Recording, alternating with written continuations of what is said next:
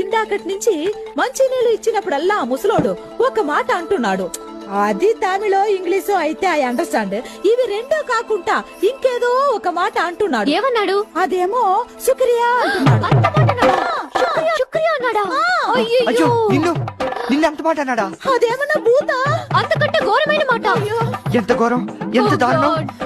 ఏంటది? ఇది విని కూడా నేను ఎలా బతుకున్నాను. కర్నల్ అంకుల్ ఇలాంటి పని చేస్తాడని నేను కల్లో కూడా అనుకోలేదు. అయ్యో అదేంటో చెప్తే నేను కూడా ఏడుస్తాను. నేను చెప్పలేను, నువ్వే చెప్పురా. నేనా? నా నోటితో నేను చెప్పలేను, నువ్వే చెప్పు. నువ్వే చెప్పు. నేను చెప్పను, నువ్వే చెప్పు. నువ్వే చెప్పు. నువ్వే చెప్పు. అయ్యో ఎవరిలో ఒకళ్ళు చెప్పండి, టెన్షన్ తో నేను చచ్చిపోతున్నాను. సరే నేనే చెప్తాను. శుక్రియా అంటే శుక్రియా. I love you.